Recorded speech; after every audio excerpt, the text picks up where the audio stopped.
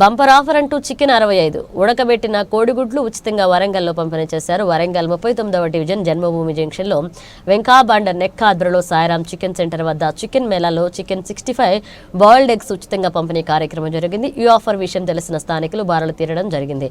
అధిక ఉష్ణోగ్రత వద్ద ఉడికించిన తర్వాత చికెన్ కోడిగుడ్లు తింటాం కాబట్టి ఎలాంటి ప్రమాదం ఉండదు అని తెలియజేసేందుకే ఫ్రీ మేళా పెట్టామని నిర్వాహకులు తెలియజేశారు.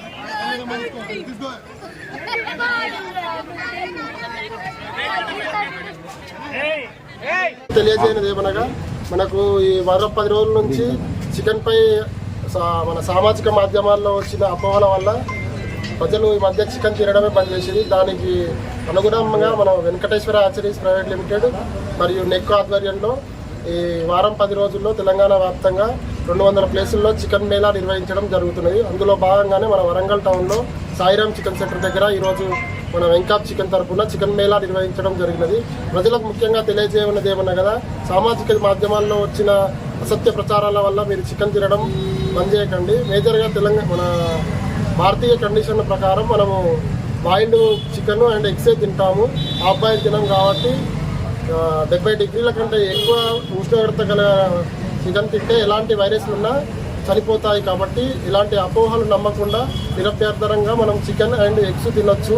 ముఖ్యంగా ఈరోజు నిర్వహించిన కార్యక్రమంలో చికెన్ అండ్ ఎగ్స్ తినడం కానీ ప్రజలందరికీ తెలియజేయనది.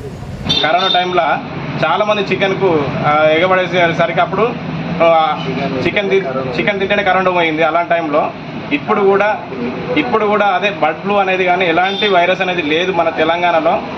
సో ఇప్పుడు ఈ టైంలో ఈ కాలంలో ఎప్పుడైనా కూడా చికెన్ రేట్ అనేది 100 రూపాయల పైన ఉండాల్సింది. 200 రూపాయలు కిలో చికెన్ అమ్మేది. అలాంటిది గత 10-15 రోజుల నుండి చికెన్ రేట్ పూర్తిగా తగ్గి మాలాంటి ఇక్కడున్న మా 39 డివిజన్లు సామాన్య ప్రజలే, పేద ప్రజలే ఉంటారు. వాళ్ళు కూడా ఈ రోగనిరోధక శక్తిని పెంచుకోవడానికి కోసం అని చెప్పేసి అది కాకుండా ఈ సామాజిక మాధ్యమాల్లో వచ్చినటువంటి అపోహల వల్ల, రూమర్స్ వల్ల మా వాళ్ళు చికెన్ తినడం కూడా బంద్ చేశారు. మా దగ్గర చికెన్ సేల్ చాలా ఉంటుంది. మా చికెన్ సండే వస్తే దగ్గర 3-4 క్వింటాల చికెన్లు అమ్మేది. అలాంటిది ఈరోజు ఒక 30 కిలో 40 కిలోలు కూడా అమ్మలేని పరిస్థితి అయిపోయింది. కాబట్టి ఇలాంటి అపోహలను దూరం చేసుకుని ఇక నుండి అయినా కూడా ప్రజలు చికెన్ తిని ఆరోగ్యంగా ఉండాల్సిందిగా కోరుతున్నాం.